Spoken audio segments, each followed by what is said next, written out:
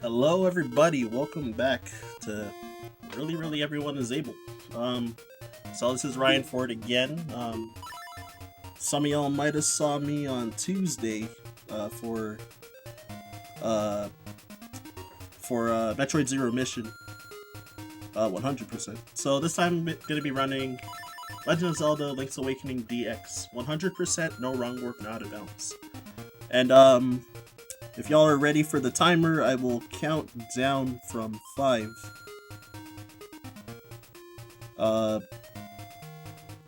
Okay, so 5, 4, 3, 2, 1, go.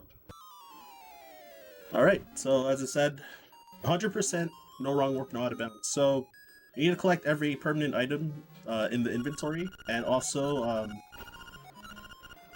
all the upgrades for our consumables, and yeah, all the heart pieces, heart containers, and all the pictures, which is DX exclusive. So the original Link's Awakening and the Link's Awakening Switch both don't have pictures. So we're gonna collect all 12 of those as well.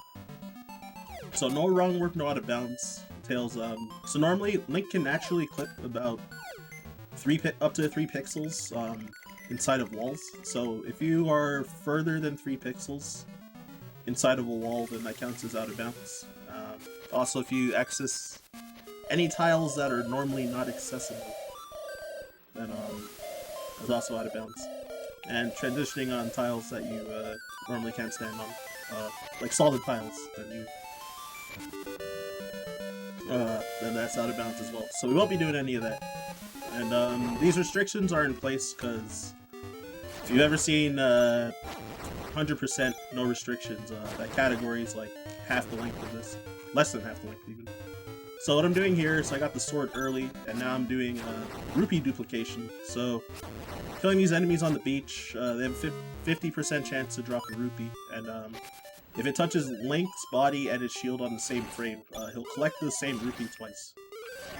Unfortunately, got sort of bad luck, and I missed one dupe as well. So I'm gonna have to farm the grass here. Every grass tile has a 1 in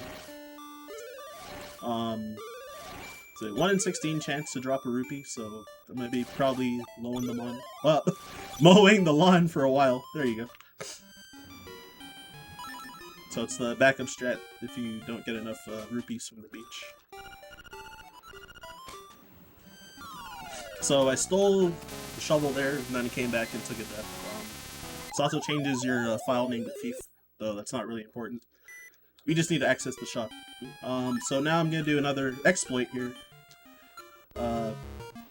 So I confirmed buying the bombs, and then I saved and quit on the next frame. So it collected the bombs in the inventory, but it didn't take my rupees. So you can see that I still have 10.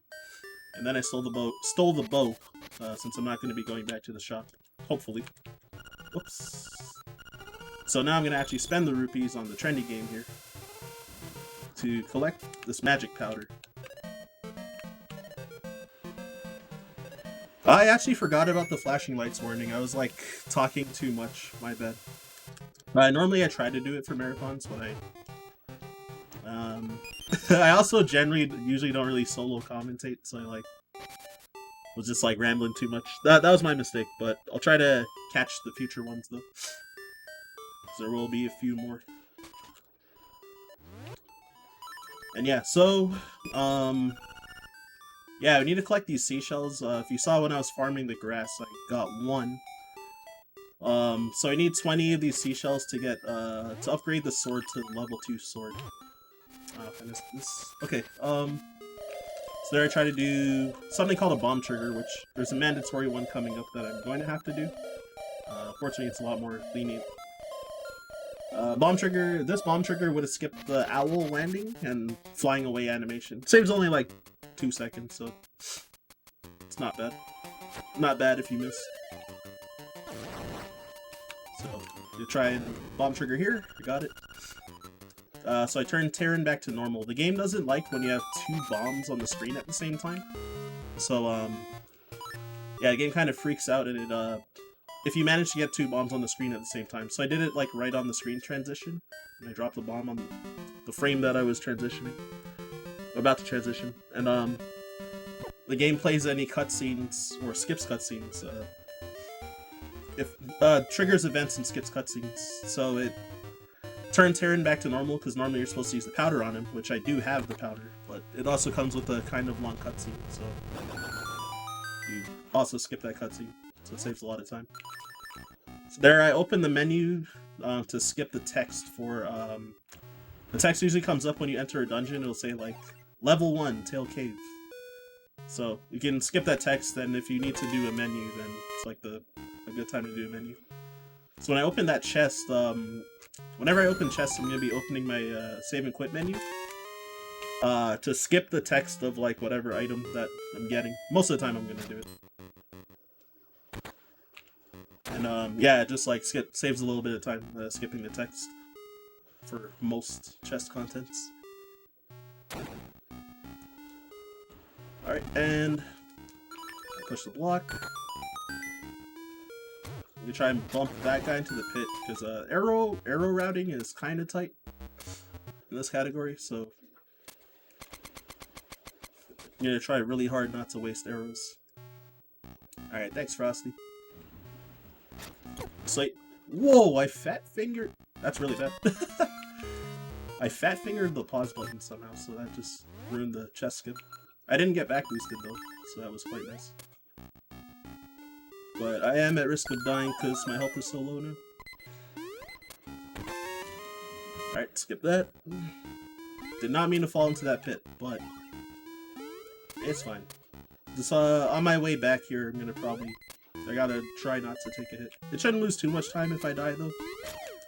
So I'll just start right back at the start of the dungeon, but also keep whatever items I already collected, so yeah, probably lose like 10 or 15 seconds. Alright, so I did a trick called Super Jump since I collected Rock's Feather. So there's a glitch, 1.0 version exclusive, same with bomb triggers. If you jump against a wall that has a ledge, and like almost all walls in dungeons are like made up of ledges, so if you manage to jump and face away from a wall, then Link will also kind of jump off the ledge of the wall, so you get like a super jump. So I skipped over the key block to get the nightmare key, and then did another one on the way back. Alright, so I was gonna try and open the donation tracker, because yeah, so there's supposed to be a donation bid war. I'm not sure if it was set up or not, but when I complete the color dungeon, which might be around like 55-ish minutes in the run, then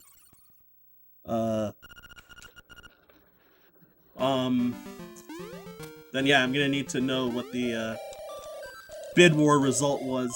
Red tunic versus blue tunic. So yeah, also get your donations in, and type !donate. I assume there's a command. Alright, so kind of basic movement. So here in version 1.0, if you press B, you can skip all the remaining text from those kids. The kids normally give you like over a dozen text boxes of them like stuttering, so yeah, it saves a lot of time if you just press B and skip that text instead of pressing A. So gonna do a small amount of cleanup, 100%. So I'm not gonna skip this text box, because it's actually faster, because the rupee that rupee chest has like only one text box, so it's faster to just close the text. Super jump to grab this. You could also bomb trigger to grab that heart piece when entering the room. It is slightly faster on average by, I think it's like slightly less than a second though, so it's like not much, because you have to do like 2 menus as well. So I'm going to be skipping this heart piece for now. What we call the heart piece of shame, because in non-hundo categories we generally try to skip it, because it loses time to collect it. So going into this photo booth, So this is how we start getting the pictures with this mouse that starts to take pictures of certain events that happen. Also, I think stealing from the shop gives you a picture, if I recall correctly. Alright, so we're gonna fight in Moblin Cave here, because the kids, if I didn't skip all their text, and also it's in Japanese, so most of us probably can't read it. Yeah, they're trying to explain that, like, Bow Wow got kidnapped by the Moblins, so, or by King Moblin. So, it's, Madame Meow Meow's pet. She wants us to go retrieve her pet Bow Wow, the good boy, best boy, sometimes. So we'll see him in the next room. So I think it's implied that he's a dog. The good boy. So now I'm gonna do what's called a flock clip. So if you're clipped into like a wall, or I'm clipped into the tree for this instance, objects that give you text that are in your way. Oh, this is unlucky. I'm waiting for Bow Wow to eat one of these. Thank you. That's why sometimes he's not a good boy, because he might take really long. Yeah, so objects that give you text can push Link in a direction slightly, so I was holding up and left so it clipped me through the rock. I'm gonna use it a few other times on I think other rocks or key blocks as well. That's a pretty important trick. So Dungeon 2, it's nothing really too fancy. Mostly just movement. I still didn't manage to pull up the donation tracker, so I wasn't able to check if there was anything. So I think I might have to, like, scroll up a lot on my phone in Discord or something to find it. So when I have enough downtime, hopefully I'll, like, try my best. If I'm not stuck in rambling. So yeah, I didn't explain before, when I killed the first mini-boss in Dungeon 1, since we're not really expected to have the bow this early, but we stole it, yeah, it's really overpowered for the early game, so it kills, like, most mini-bosses in, like, 2 hits, and most regular enemies in 1 hit. Alright, that's really bad. So I did what's called Ghost Skip, so I pushed the boo off screen. Oh, whoops, I mismenued.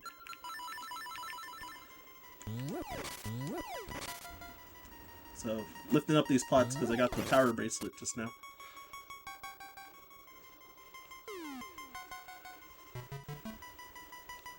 And here the Nightmare Key room. Oh, of course that didn't work. So we need to kill these enemies in a specific order. So the Pole's Voice, then the Keese, then the Skullface. Pole's Voice being that bunny. If you don't kill them, then you have to go to the stairs that were on the left side of the room and reset the room so that you can fight them all again. And yeah, it's throwing pots at enemies, because why not? It's pretty strong. Also, the Pole's Voice can't be killed with your sword. So there I used a bomb to weigh down the platform, because as long as Link is holding something, it gets weighed down. Normally it's intended for Link to, what's it called?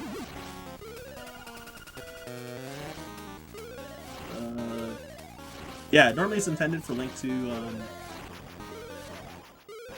pick up the pot that was in the room. But moving on. So there's a type of cheese I'm going to try and do to this boss.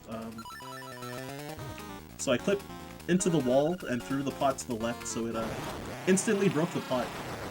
And then I was able to drop a bomb where he spawned, and then shoot a bomb arrow after my first bomb exploded, to hit him again before he started teleporting around the room to quick kill him.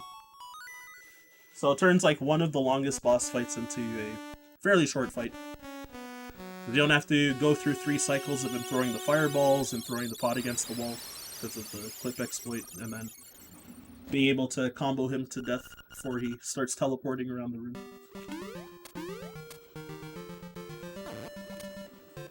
So yeah, I did waste 2 arrows. I think I saved 1 arrow in the saved 1 arrow in Dungeon 1, so... I'm gonna have to, like... skip out on shooting a bomb arrow somewhere. So, flashing lights warning coming up again right now. With, Mad Batter here. I can let you know when to look if you're sensitive to lights. So I gotta say no to the first option because he asks to upgrade your powder. So I say no. And then second option is bombs, which is really important. Alright, and you can look now. Yeah, so it's really important to upgrade your bombs because, so it doubles your capacity. Normally you can hold 30 bombs, but it doubles it to 60.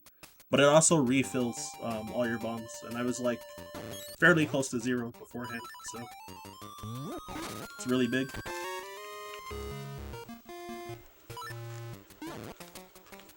So grabbing a seashell there, then using save and quit to work back to Mad Batter's cave. So yeah, just to not have to backtrack basically. So save and quit's really useful for that. So we're gonna try and skip Bow Wow's text where he's sniffs out something that you can dig. That seashell. So by jumping to that bush and then buffering both sword and shovel at the same time. So you can like buffer inputs like out of your menus. So I was just holding A and B as like I was closing the menu. So I guess I'm gonna throw a bomb here because I wasted too many arrows in the previous dungeon. So I'm gonna be going back to that cave later for some mid-game cleanup. Not right now though, because I don't have the Pegasus boots. Almost forgot to go here. So going in and out of that telephone booth, because when you change submaps, then your save point is set there. So the next time I save and quit and then load the file, I'll be back at the exiting the telephone booth. So again, saving time from backtracking since still doing some cleanup currently. So here's Richard picture. Community sometimes calls it by, well, you know what Richard's nickname would be. So that type of thing.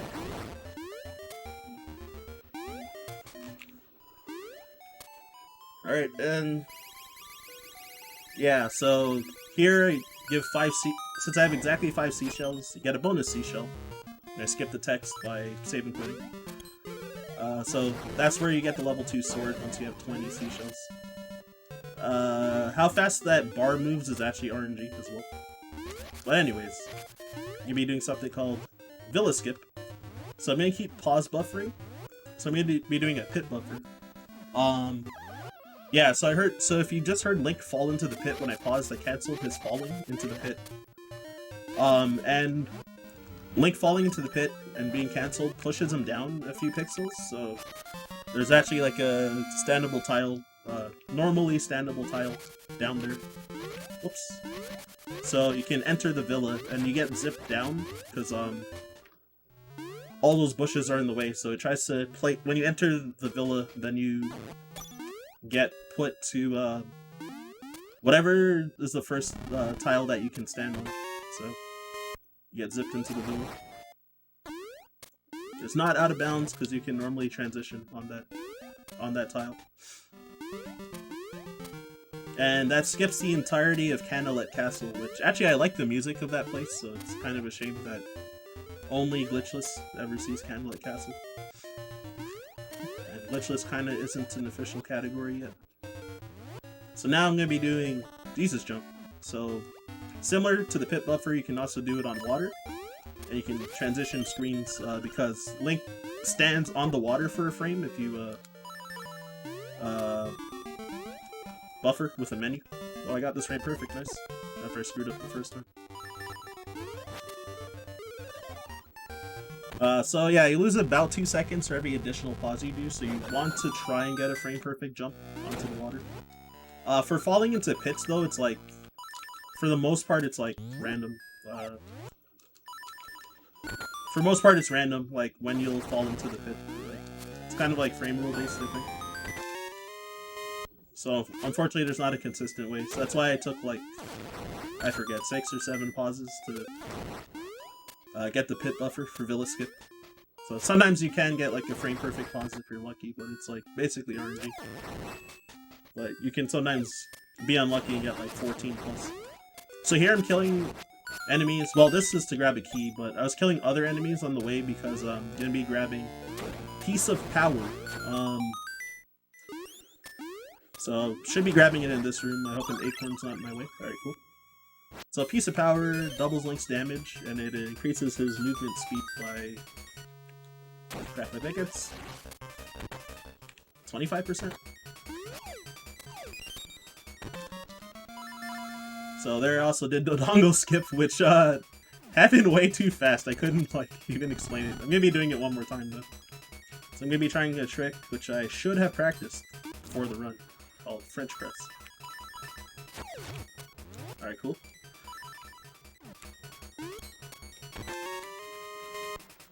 Because yeah, I wasn't going for French Press in my practice runs there, but yeah, if you precisely bump off of that enemy, you can get up that ledge instead of bombing one of the walls and going around. It doesn't really save much time, honestly, but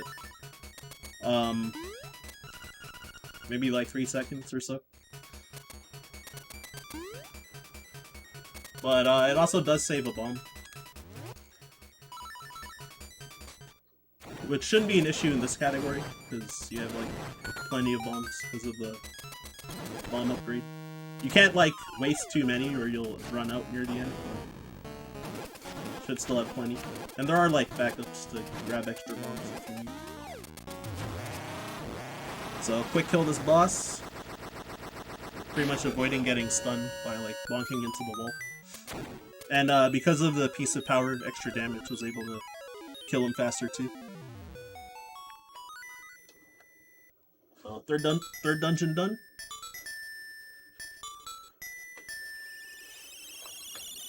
So I'm gonna be just doing more mid-game cleanup at this point.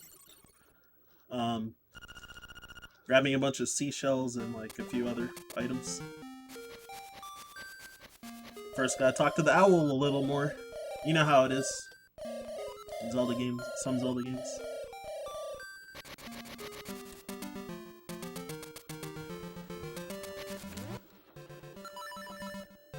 So digging up. Oh, Octorok is in my way! Yeah, digging up that shovel. I mean, digging up that seashell. Bleh. Alright, so obstacle cave. So you can cancel your dash with boots if you press a direction other than the direction you're moving. So, whoops, I equipped the wrong thing.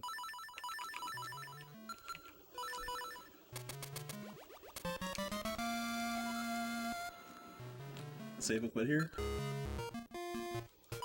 And yeah, so you need to run through those blocks with the boots particularly. So now I've got Terran gonna be say I'm gonna be trying to skip his cutscene, but yeah, so you can advance the game by 2 frames by buffering 2 save and quits, but I tried to time a frame perfect save and quit instead to save an extra 2 seconds, but I failed, so had to watch the cutscene. Terran getting what's coming to him. So yeah, normally that stick is part of a long trade sequence, but and normally need to get the stick to access Candlelit Castle, but if you clear Dungeon 3, the game just assumes that you have the stick already, and you somehow trade him a stick to get that honeycomb. And we need the honeycomb to trade to a bear to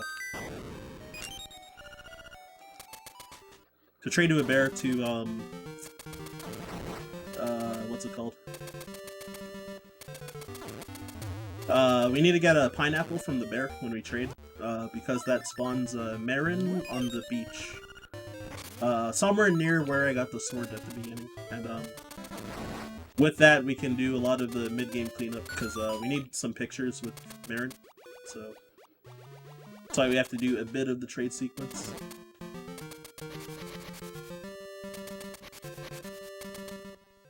So, up to Animal Village.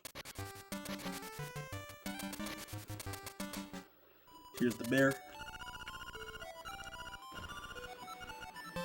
Alright, got the frame perfect. Cutscene skip this time. So 1 for 2.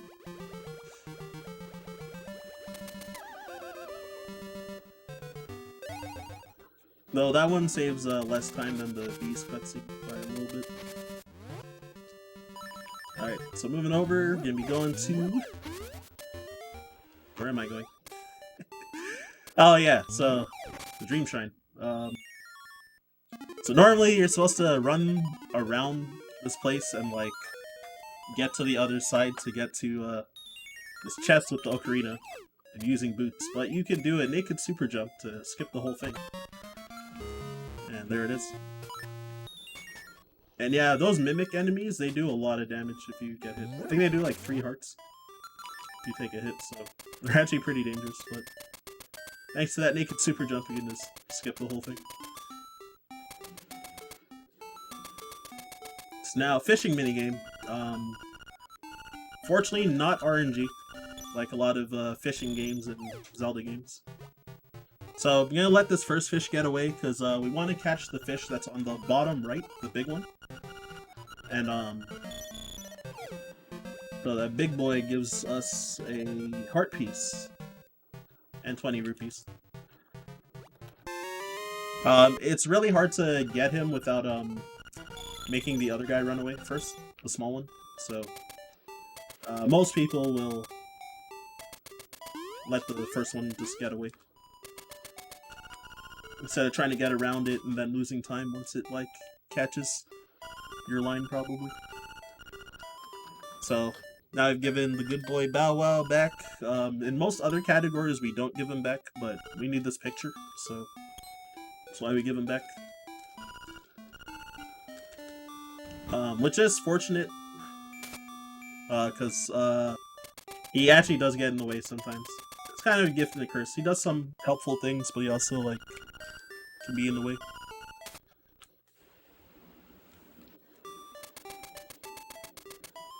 Alright, more pictures. And now I'm gonna be, well, continuing mid-game cleanup. So there's a seashell nearby Dungeon 1 that I need to grab. Over here. You need to bonk the tree from, I think either the left or the bottom. Otherwise it won't come out of the tree. I'm not sure bonking it from the right works. But maybe it does.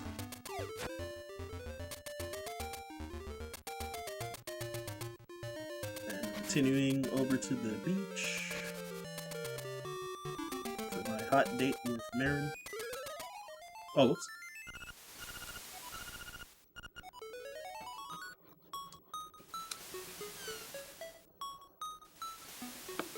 Yeah, so gonna be matching through a lot of text here too, so I still can't check the donation tracker, unfortunately, because a lot of times when there's downtime, there's still like text that I need to match through.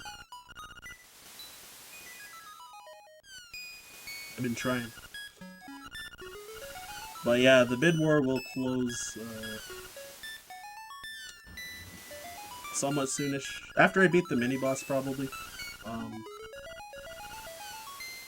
Mini-boss in the color dungeon. So not the next dungeon that I'm gonna do, but the one after.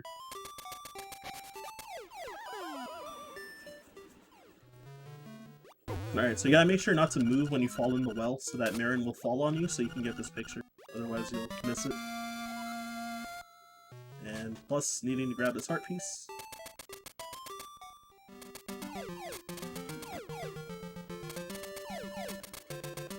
And this really, really miscellaneous low-key picture over here.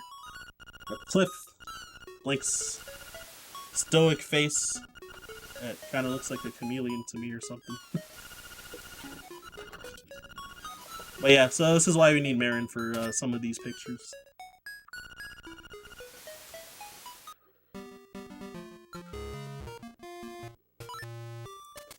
A stoic face. Reminds me of like the chameleon from Kirby Superstar. And now for the picture with the weathercock. actual name.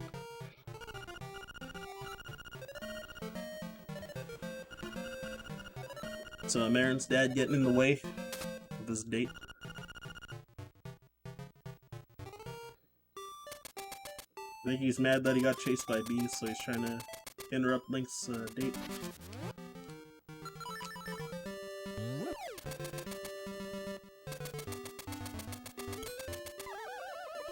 He had it coming. Alright, so over here, gonna be doing... Even though we have Marin, who can sing to the walrus. Wake him up. You're gonna be doing a bomb trigger for the cutscene because it's a little faster.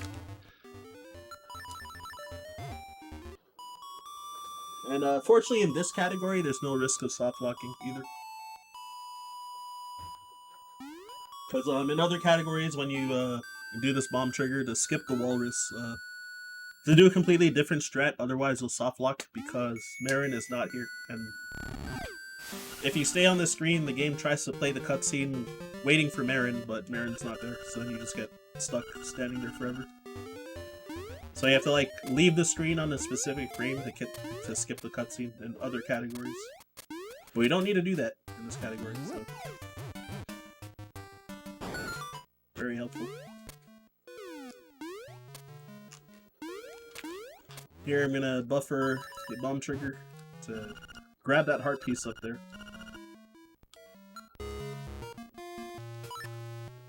Otherwise I would have to do a lot of jank to get that heart piece because I don't have hookshot currently.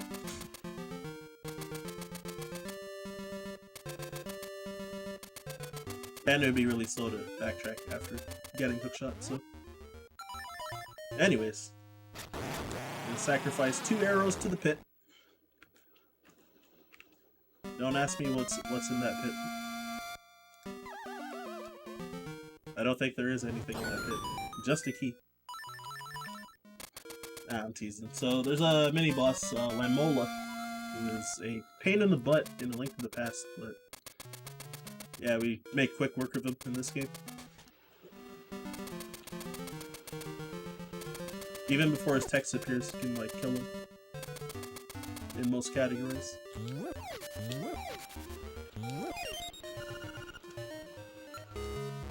So yeah, still just more cleanup. Oh, whoops.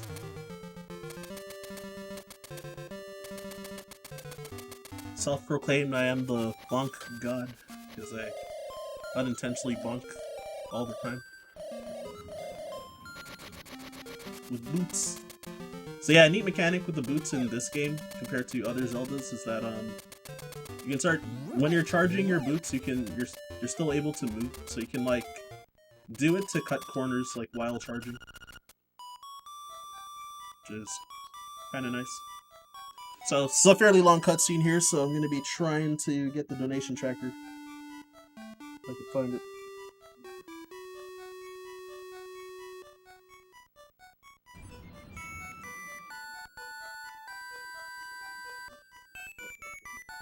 Yeah, I don't think I'm going to be able to find it. Seems like I have to scroll up too much, and like I see a lot of links that are not it, so yeah, sorry about that. Alright, and this third text box coming up, I gotta press B to skip it to not have extra text there. So Ballad of the Windfish, I don't think we actually ever use it. It's just purely for completion. Because in other categories, it's like... So even in this category, for the most part, usually when we need to play a song... Oh, also gonna try a swag trick here, but I failed it. Ooh. French bonks.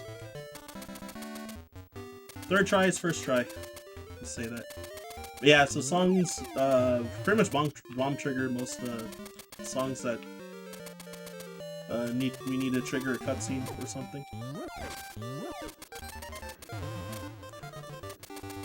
So in a lot of other categories, non-hundo categories, almost all of them, we like don't even get the ocarina at all, let alone any songs. So I went up to that cave, that slight detour, to set my save point to there, because you'd be putting the key to unlock Angler Tunnel Dungeon 4.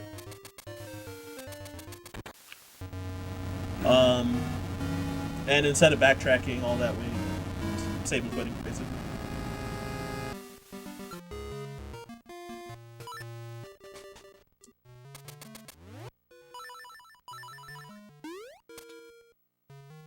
Alright, and there's some blocks.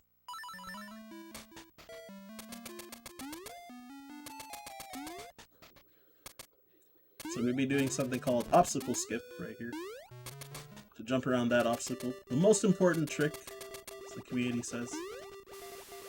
I think it saves like a quarter of a second. The community will meme you if you fail it.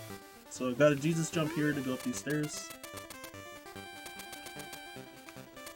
And I'm gonna set a save point here because I'm gonna try a kind of annoying and kind of risky trick called early rooster skip. The later version would probably do in like, I don't know, 40 minutes from now or something.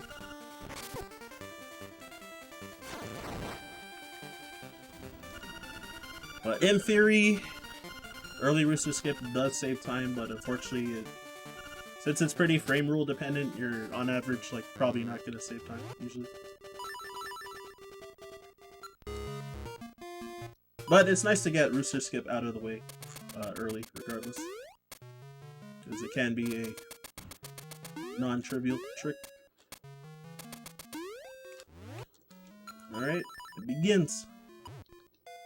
So, since I don't have the hookshot to do a different exploit, then I'm gonna be using a lot of buffers. Map buffers advance the game 4 frames at a time, and regular pauses advance the game 1 frame. But I need to do the regular pause when I fall into the pit to get pushed down a few pixels. And there it is. I did another trick called Infinite Boots, where once I was clipped inside that wall, then I in the middle of my boots charging, I use the shovel, and that causes like an infinite boots glitch where Link just kind of runs in place. And when you jump, you'll have like a dash jump property still. So I was able to cross the gap with it. So now, especially since my arrow route was bad, I'm gonna do this clip with the Jesus jump. Normally it saves 1 second if you get a frame perfect pause, but because I had 1 extra pause, I lost a second. But it does save 1 bomb and 1 arrow, which is also nice. And I'm gonna Jesus jump here. Even though there's a ton of water in this dungeon, fortunately Jesus jumps skip a lot of it.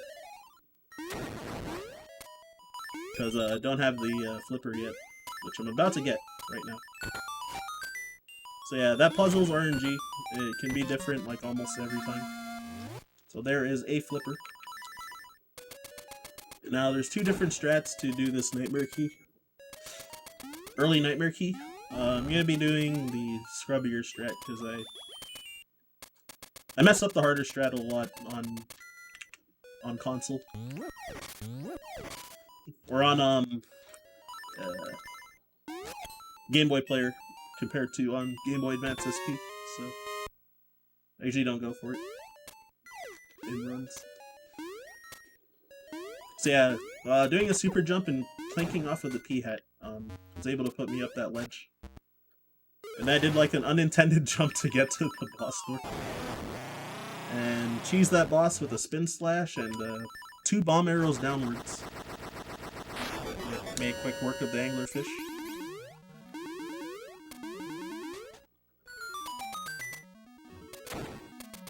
And that's the end of Dungeon 4. It's like one of the shortest dungeons in the run as well.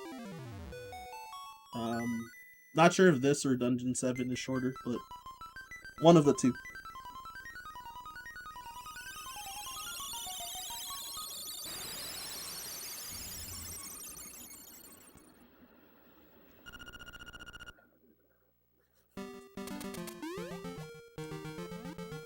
So What's up, Shiner? Famous unknown 522. I would call myself super famous. I do not have a killer Mr. Game & Watch though. That is false. Okay, so donation track. Finally got it open.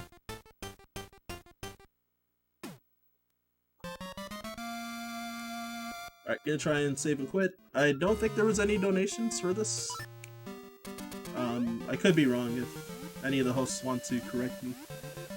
So I don't want to distract myself from the run too much while trying to figure out what the bid war is like. Though I know for this marathon it's supposed to be my job to look at donations, but...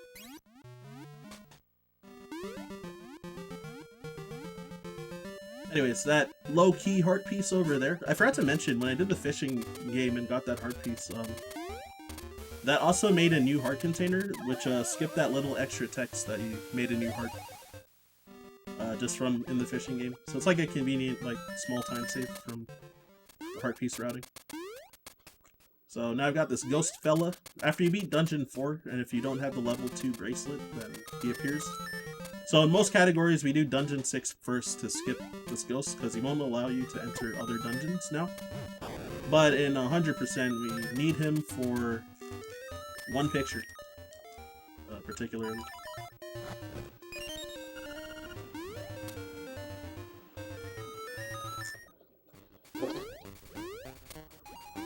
Alright, so I'm going to do bomb trigger here.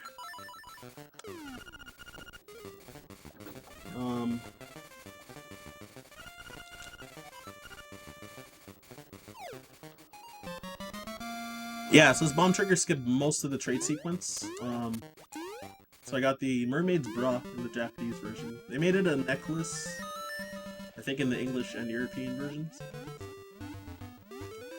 So the mermaid, this mermaid here lost her bra, so I'm gonna give it back to her. I'm gonna try and skip her cutscene as well. Which, if you get a frame perfect pause to skip this, then you save 15 seconds, and then you lose about 2 seconds for every extra pause. So I had, what, like 4 extra pauses, so I probably saved about half the time. So now I'm doing a trick. What even is this called? I failed. What is this trick called? I forgot. Zora Bump. There you go. Sorry about that. So the Zora can spawn in one of 3 different places, so once he does spawn, oh my lord, it's a disaster. This is like one of the only 2 things I practiced before this run, and of course, failing it more than I ever have in a single run. It happens. It happens.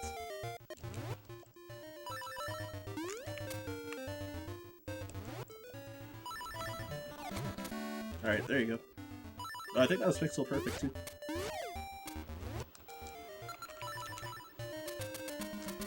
Well, my menus are all kind of screwed up. So as you can see, like, the items can be placed anywhere on the menu.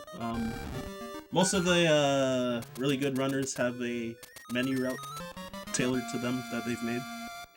I've kind of made one recently, but I haven't, like, practiced the game enough to practice the menu routing. Whenever I get back to, like, actual PB grinding, then I'm gonna practice the menu route that I made for myself. So, really want to get to this guy as fast as possible when you enter this room, because the mouse swimming in the water, he would swim back and forth an extra cycle if you're too slow, so you can lose like 5 seconds. I don't know what's going on in this cutscene, honestly.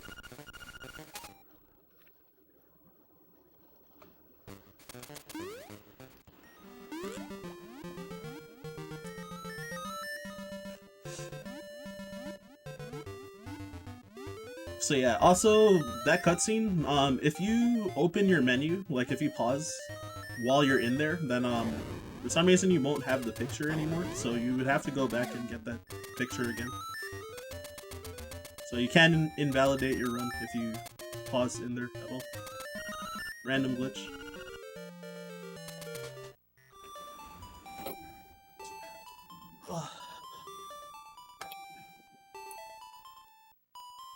My bad.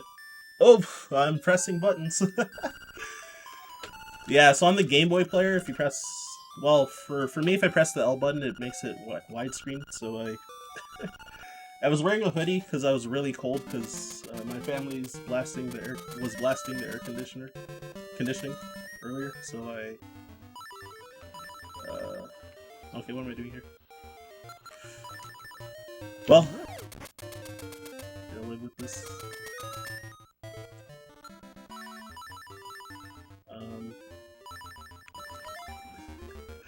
Trying to fix the menu. If I'm wasting extra time, oh well, it's fine. So, I needed the shovel on B particularly, so we need to do this trade for 100% completion. To get the Boomerang, which is actually a really broken item in this game. But normally you don't get it in most categories because it's so far out of the way.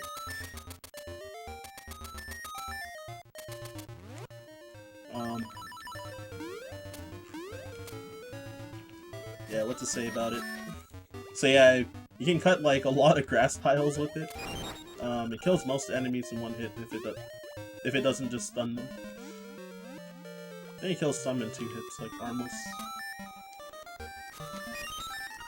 Can be finicky though, as you saw, I just threw the Boomerang like 3 or 4 times to cut that one grass tile. To grab that seashell. Should have most of the seashells now. Alright, and going to Mad Batter 2. So another flashing lights warning. So look away if you are sensitive. Whoops. Sensitive to bright lights. So I also gotta make sure that I'm not mashing B, I guess, because I don't want to accidentally use Mambo's Mambo, which would warp me out. I want to use it afterwards. And I gotta say no the first time again, because it's offering to upgrade Powder. And I want him to upgrade Arrows, which is important. So we need arrows again, and I have literally 0 arrows right now, so I need the refill from it.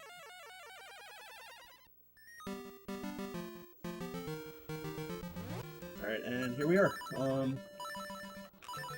Oh, whoops, wrong equips. There we go.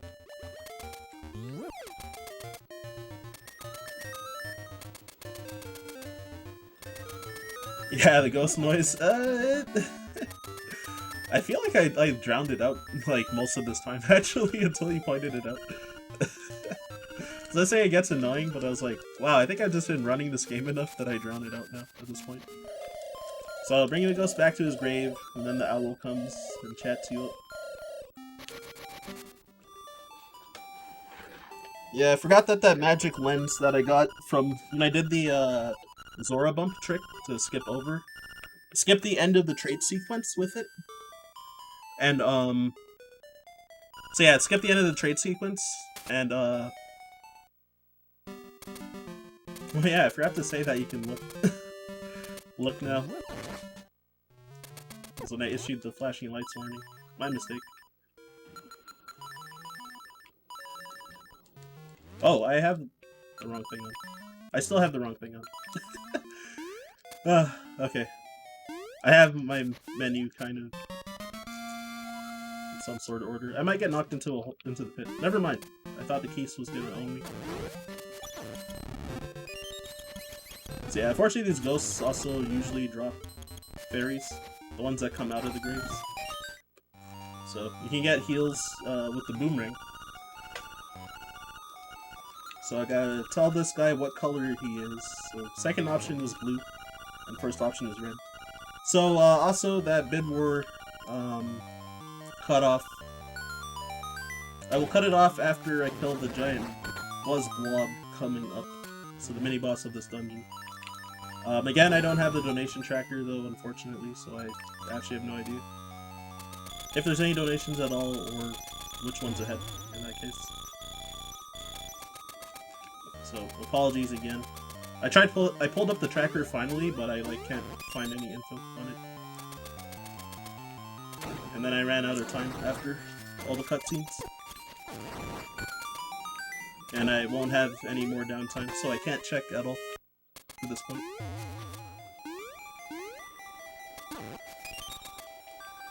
So I'm gonna try a trick that I just did in that previous room accidentally. Oh, I didn't get it. Called Boomerang. If you throw the boomerang on the same frame that you jump, then it'll like zoom you really fast. So yeah, donation cutoff will be, bid war cutoff will be now. So when I beat the next boss inside this dungeon, then I'm gonna have to choose. Oh, whoops, finally choose red or blue tunic. Oh, I meant to equip boots. Alright, so grabbing Nightmare Key, save and quit. Then I also hard reset because that room that had a bunch of like rupees that were worth 5 on the ground. If you hard reset, then those rupees will be back. I think it's like saved into the game's like SRAM, unlike a bunch of other stuff in this game. So because of that, these rupees aren't permanently gone after you collect them.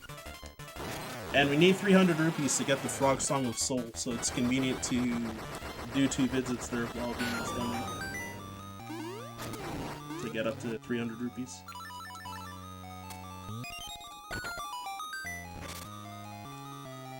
So now here's what we call the bingo room, which kind of is RNG because of how the enemies move.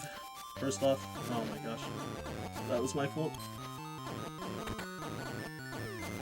Oh, whoops.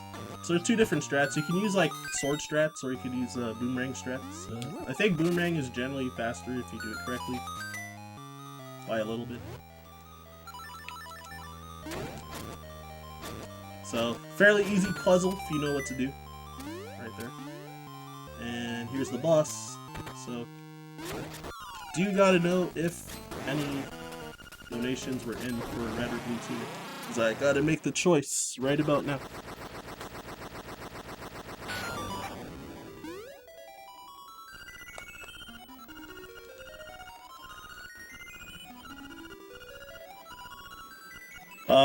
Yeah, I can't find... Alright, well, I guess I'm just not gonna waste any time and I'll pick red, I guess, because I feel usually runners want the players to suffer, so I'll just pick red. So I don't want to hold up the stream and I can't, like, find it in that link, and I tried looking just now. And I'm wasting time and we're already behind schedule, so I don't want to be that guy. So, sorry if blue actually won, because, yeah, I don't know, I couldn't figure it out. Sorry about that.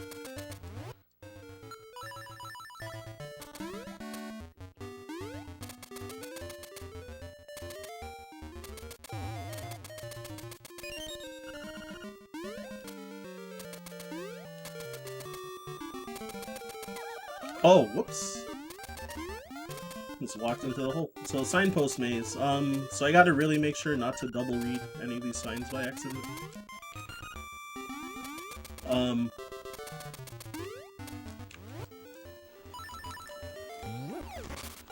So yeah, they have arrows pointing like go this way, so you gotta like go through the maze by reading whatever sign the arrow points to next. And yeah, for the tunic colors, yeah, red is more damage, so similar to Piece of Power. More damage and gives a knockback effect on enemies that take a hit. And then blue halves the damage that you take. So generally, blue is faster, on average by about 10 seconds. So unless if you're like tasked, then like red is faster by like, I think like less than a second. The reason is that for most enemies that you kill, you may be getting level 2 sword soon, and red tunic doesn't stack with level 2 sword for a lot of enemies. Oh, also I forgot to give a flashing lights warning here, so my bad, and, you know, close your eyes if need be.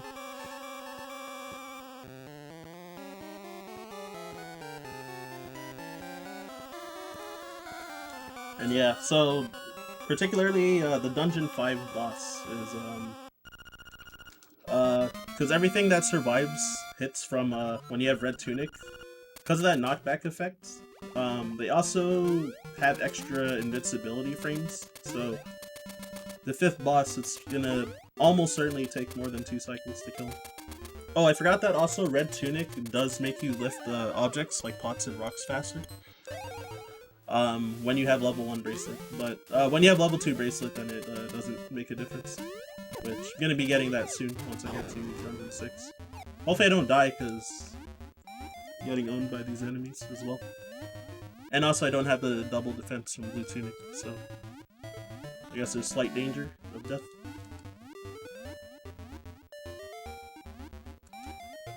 But again, this game, it doesn't lose too much time if you die in most parts of the run.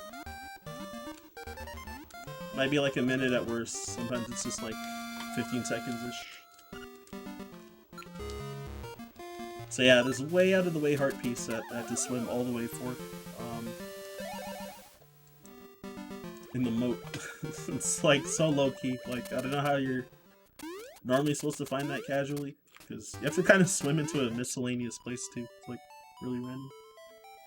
So this should be the final picture right here, which also needed the magic lens to be able to see this Zora to get this picture.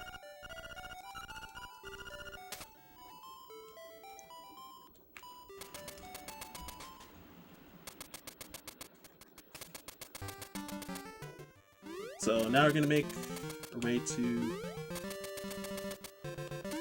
Oh, whoops, what am I doing? Signpost Maze. It's like kind of dangerous if you like take damage a lot.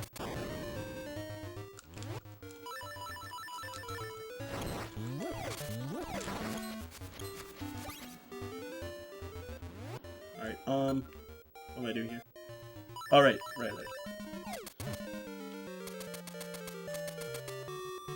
So I'm gonna be using the shield for the most part to bump Armoses out of the way, instead of like making them come to life and fighting them.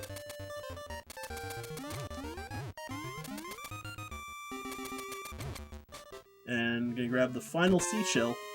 So there is like more than 20 seashells, but once you get the level 2 sword, then locations for seashells either become rupees or entirely disappear.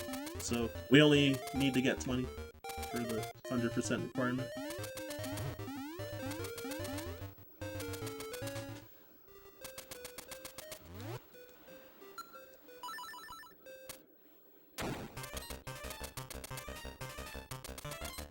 Oh no, this is bad. So I was going to be trying to do Red Tunic strats. Red Tunic does actually save a little bit of time for this fight, but not if you screw it up like that.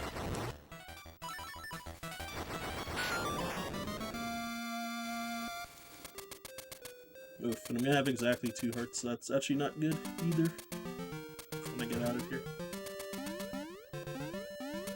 If I had 2.5, that would have been alright, but... Or if I had like one, like half a heart more than I did just now, then that would have been fine, but... Exactly short that I have to take safety strats in a bit. So fortunately, those bomb fairies, first off, you can kill them one hit with the boomerang, and they'll give a fairy, but since none of them were near me, then... Oh, this guy's in my way, though. Okay, never mind. I didn't even need to explain. So yeah, I just killed that Armos with a boomerang instead of... normally you would damage boost through it and walk into the stairs, but... Since my health was low, then I was aiming to throw the boomerang at him. But then I got healed, but then I had the boomerang equipped anyway already, so it's like, well, still might as well just kill him. So here's Dungeon 6. Face Shrine. Yeah, you can also kill that anti-fairy with a boomerang, and it always gives you a fairy, so... you're at low health here, you can use that as safety too.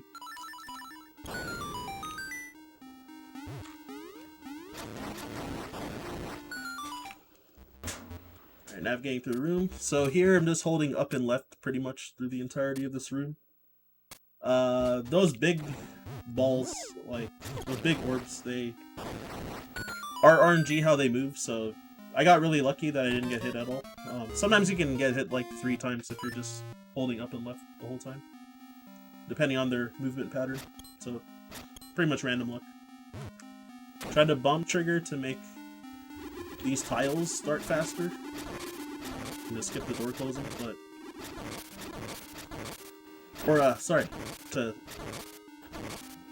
make it activate while the door is closing. But I did not get it. Very, very minor time save. Alright, so gonna knock all of those whiz robes into that one bomb. Or knock the whiz robe up top into the bomb. And then the bomb was lined up to hit the rest of them. That strat is a little harder with red tunic though. And here, gonna be skipping most of the dungeon. We're kind of going backwards through it. Get the boss key early, or nightmare key early, thanks to super jumping. So again, being clipped into a wall. Now doing what's that called? Shack jump. So if you're touching against like a wall or an object on the side, you can, or touching against an object on the side, then you can also get a super jump off of it. The very last super jump I did, there was also like a risk that I could soft block if I did the super jump from too high up in my position, then you'd soft block. It's about a 3 pixel window if you not soft block, so I failed it exactly once in a run ever, so my consistency is very high. So gonna shack jump here too. You can also flock clip if you don't want to do shack jumps there on those key blocks. Since you don't have a key, then you'll get a text saying that you need a key to open it. So the text can like move you through the block a little bit. So here's Facade. Well, he'll appear soon, but you get 3 free hits because before his text comes up, his hurt box is active for some reason. So you can just drop like 3 bombs early and get 3 out of the 5 hits you need. So you get basically like a 2 cycle fight instead of like a 5 cycle.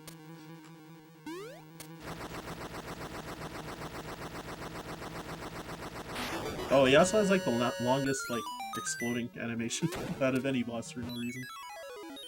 It just takes really long to die. So here's Bomb Boys. Oh, whoops. The rainbow explosion there. I meant to keep doing it longer, but I think I was just mashing B too slow.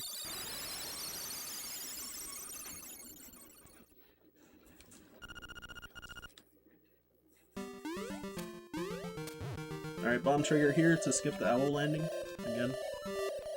As you can see, he's like talking to me still, but skipped him like landing and flying away as well.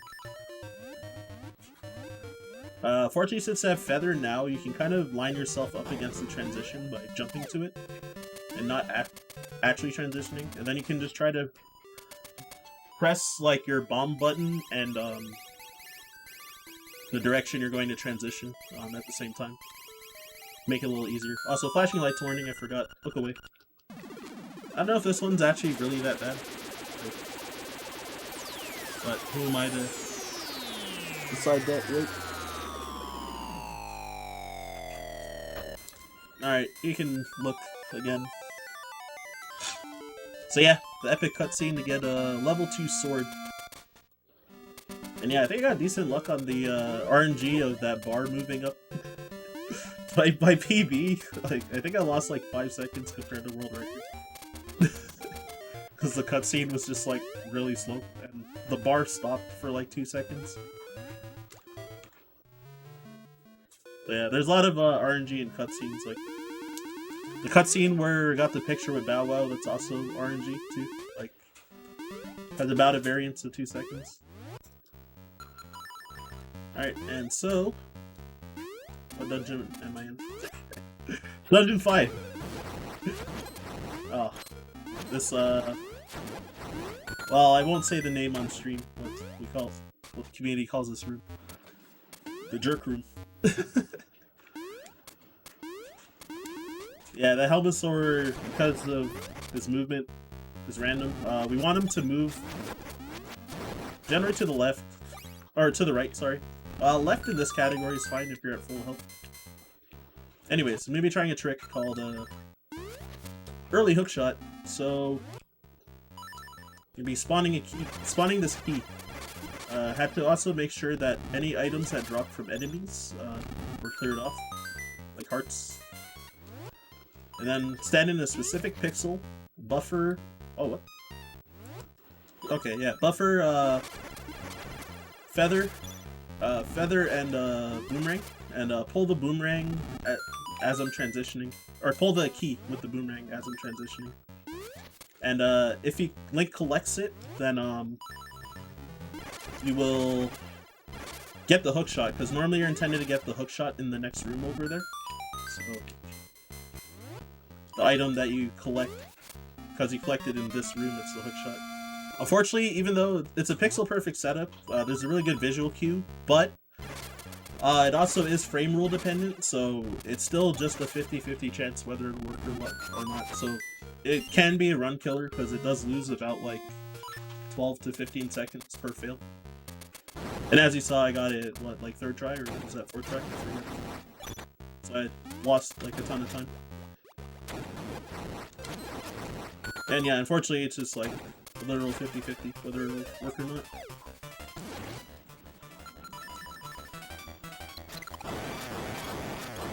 Oh, I did that wrong, but it's fine. So if you overkill Master Stalfos, oh my goodness, okay. Yeah, if you overkill Master Stalfos, then first off, this Master Stalfos 1, he'll drop a key, and also the mini-boss music won't stop until you change the music. So, stuck with this. Whoa, what? I didn't get a diagonal input for no reason. So we're stuck with this for a while. Alright, not anymore. And I tried to take a damage boost off of that blooper. I only got like kind of half of a boost. And now, pull this bridge. Get this nightmare key. You can jump into the pit and use the hookshot, but I wasn't thinking properly.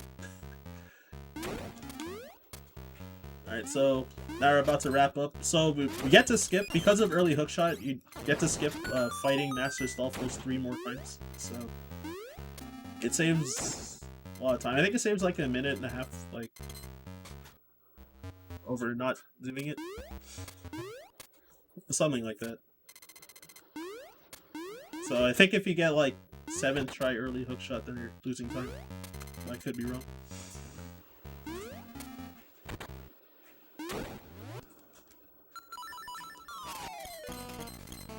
So this boss, Slime Eel, which is the reason that we usually pick Blue Tunic, because the extra iframes he's gonna get when I hit him with the sword. So I need him to spawn on the opposite end of the room from me if I want to get a 2-cycle. There's one. Alright, I also needed to not be fit, so whatever, I got bad luck here anyway, so it didn't matter. So hopefully no fakes. Alright, cool. But yeah, on the 3rd cycle onwards, I think there's like a 50% chance there might be a fake snake, and it will walk around for a while and then explode, and you have to like wait all that time before you can go through another cycle. So that's why you really want to kill him in 2 cycles, but with Red Tunic it's like pretty much RNG dependent for which hole he spawns relative to where you are. Because with Blue Tunic, you can like almost always get like 5 hits in 1 cycle, so like at least 4 hits, but like probably 5 in the cycle. And then with Red, like if he spawns too close to you, then you probably gonna get 3 hits on it.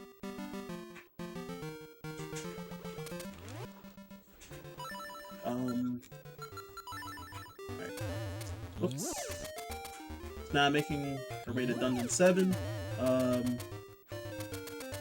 Yeah, so at this point of the run, it would have done the regular rooster skip. Once I passed by that stairs in the water area in Telltale Heights. But I went the wrong way. I went up the wrong stairs, so I just wasn't paying attention. It's funny. Well, I guess at least I won't have to talk to the owl over there when I have to go that way later. Well, here's the second owl text. The bonus. Everything that y'all wanted.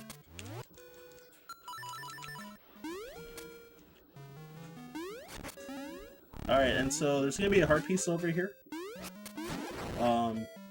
That just gonna bomb trigger. That heart piece right there.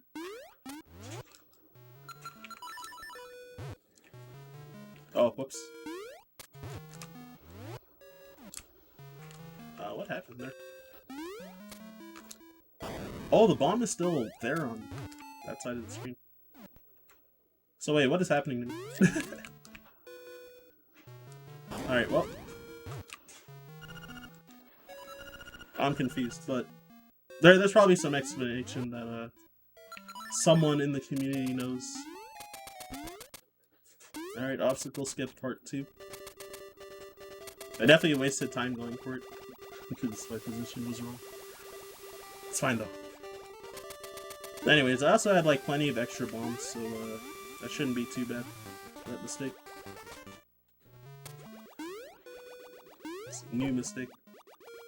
So I honestly I did the strat different because I got like lectured about the way I do it, and now I'm confused about why that didn't work, but yeah.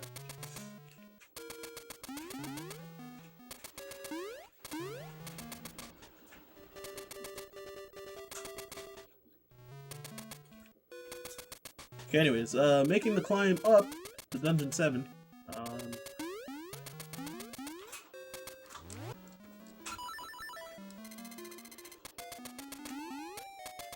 Not much to say here, it's mostly just like movement up. Oh, I missed the stairs. Too far to the right.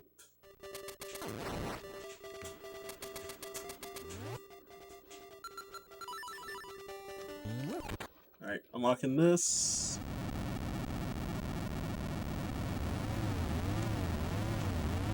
And here's the entry to Dungeon 7. So, yeah, because of the exploit of bomb triggers for this dungeon,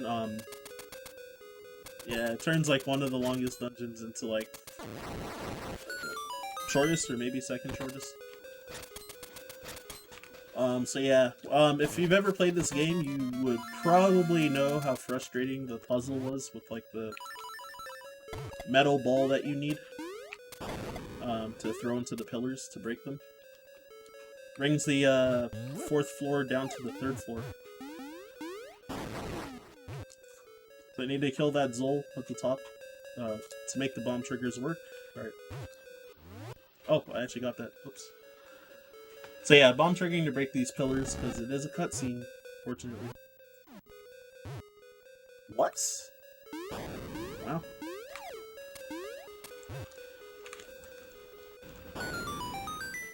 Alright, so use the pit to bomb trigger instead of the screen transition there.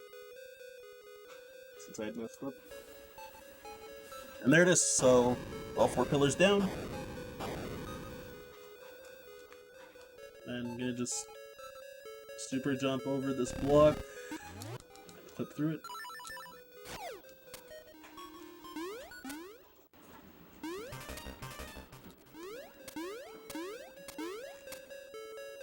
So make sure to hit the switch, it's important to not be blocked in here. Grabbing those bombs for safety. Now I want to be clipped 1 pixel into the wall, so I'm going to try a trick called Goomba Surf. So I need the top Goomba to move, there it is, to move to the right. And you can do a naked super jump off of the wall and bounce off the Goomba like Mario intended. Oh, I forgot to equip the hookshot over here. And you can skip over that wall, skipping needing the nightmare key as well. So it is a 25% chance for him to move to the right, so Sometimes you can lose a lot of time if you're really unlucky. There's a backup strat that's about 15 seconds slower, I think. So, if you don't want to roll the dice on your run, could also go for that. So, since I never visited a warp tile since my last save and quit, the floor underneath the HUD menu, or the HUD, it's not solid, so you can shoot projectiles and screen wrap it to hit the boss while he's off screen. So I cheesed him with the hookshot like that.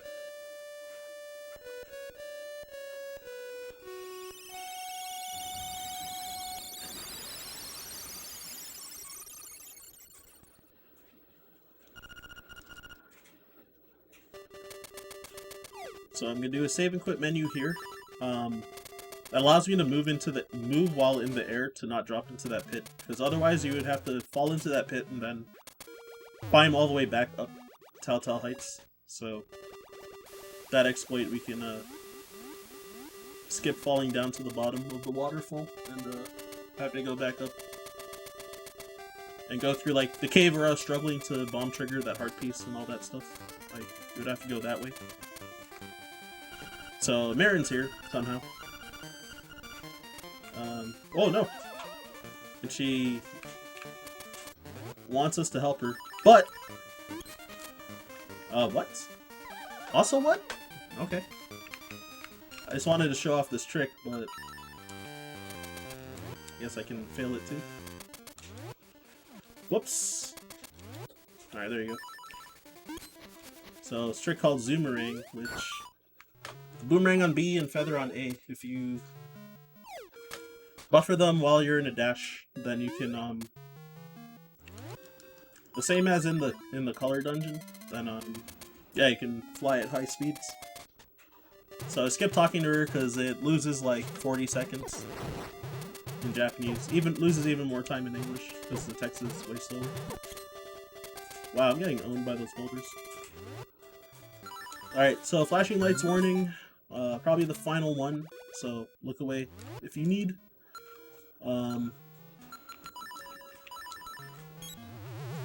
So yeah, the final mad batter. So gonna actually upgrade the powder this time. It's for the hundo requirement. So now we actually say yes to the first option.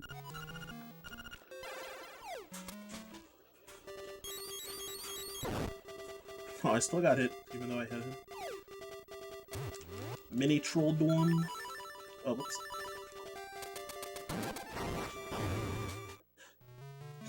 So I'm going to be doing what's called Flame Skip right here.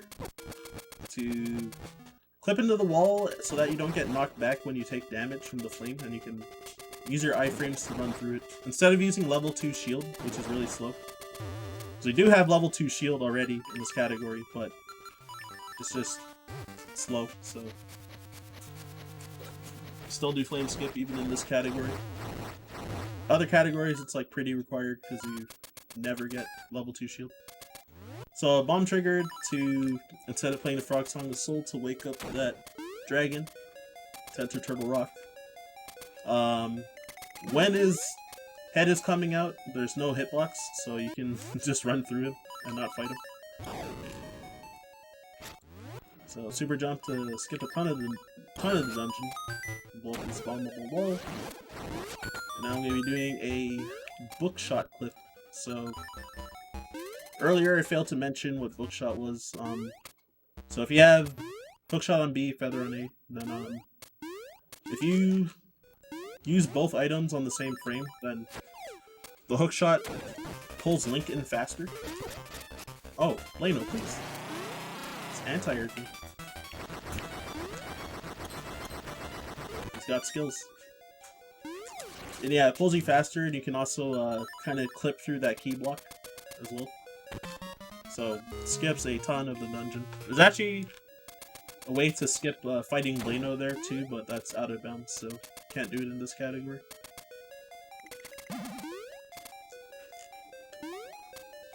So, naked super jump here. You do what's called lava swim now. So Jesus jumping on lava, and you transition screens. I swung my sword to set my subpixels correctly, not soft lock.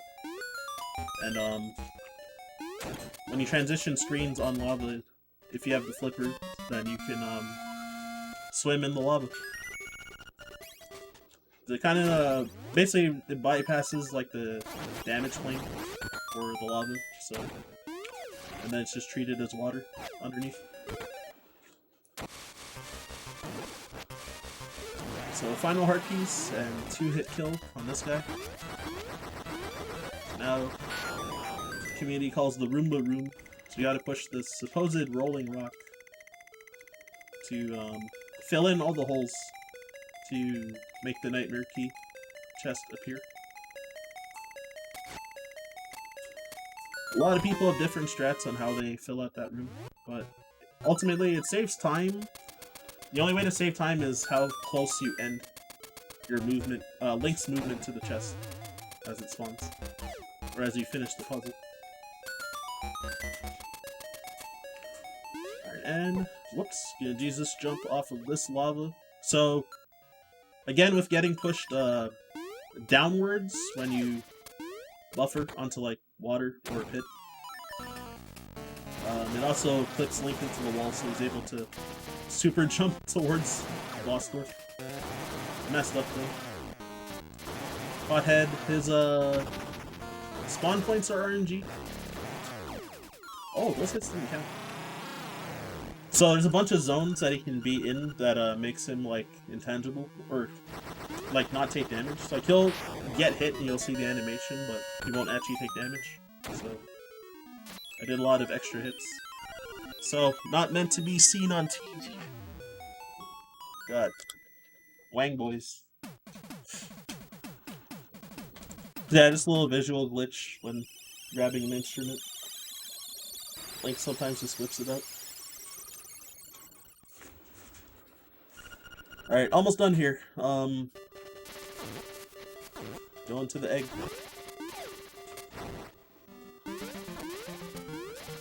Oops. So yeah, the magic rod. It's a pretty amazing item, but get it so late in the run that you like barely use it. Or so late in the game in general that you like barely use it. So yeah, also jumping in the swamp water, because walking in it is slower than jumping. Same with grass, generally. So, it went the wrong way and saw the owl, so I didn't have to talk to him this time here. It was like a little weird to me. Alright, so I do have a mobile app on my phone. Well, yeah, a mobile app.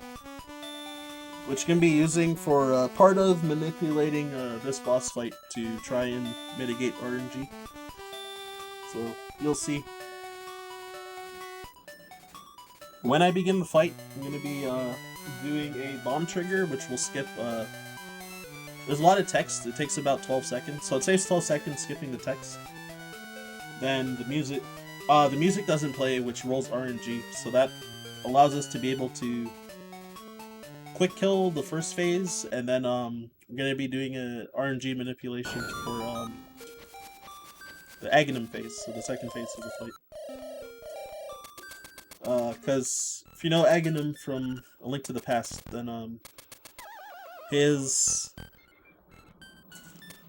you'll know how he can waste so much time, because you can either shoot an energy ball, which you can reflect back at him, or you can shoot a blue ball, which splits when it hits you, and you can't reflect that back to him. So blue balls we don't want. So we're going to manipulate it so that we just get 4 energy balls. So yeah, there I bomb triggered on the way down. And now I'm going to hold my sword in a specific pixel when this blob spawns. So that it hits him, skipping using the powder to beat him as well. Now I've got Aghanim face. So now I'm going to stand in specific pixels to...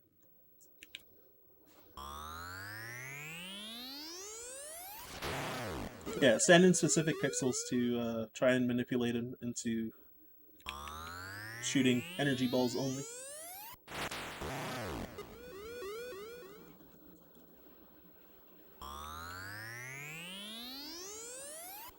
And the app I was using on my phone shows whether I need to stand against the wall or 1 pixel away from the wall.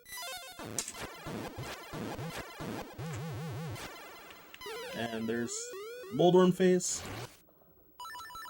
I have to do a different strat with Red Tunic there. So now I'm gonna try for what's it called? Oh, I was a frame off. That sucks. It's a frame early. Death Eye skip. So you won't get to see it, but I would have skipped this fight, the final phase of the final boss. So you'll get to see the second strat, which, because I have the Boomerang, when he opens his eye, the Boomerang will one-shot him. Boom.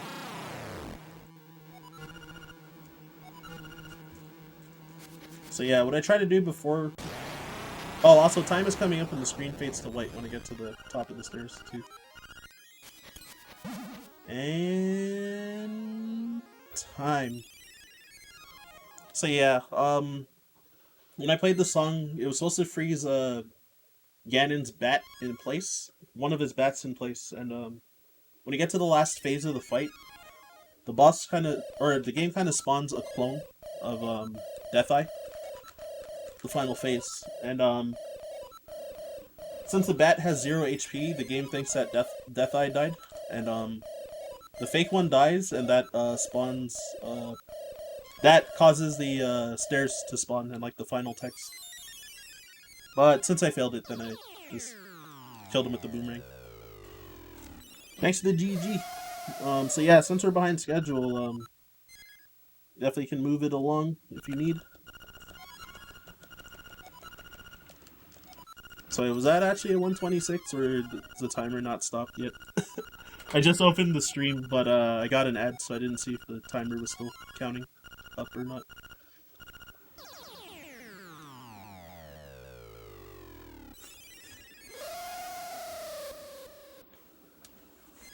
I'm still in the ad, so I actually can't see what's going on either. Thanks, Twitch. 125-25-ish. Not bad. I wanted to get like a... at least a 123, but that's fine.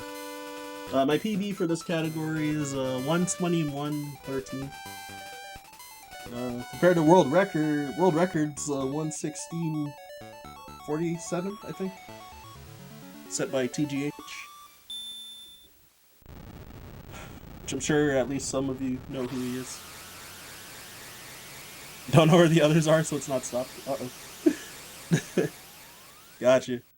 So yeah, I guess I'll sign out of this one. Yeah, I'll be back on Saturday for this marathon. On the last day for Mario RPG. So, I'm gonna be in for a long one. I also gotta actually practice that game, because I haven't practiced it in a while. But it's not too difficult, so should be good. Anyways, I'll see y'all later.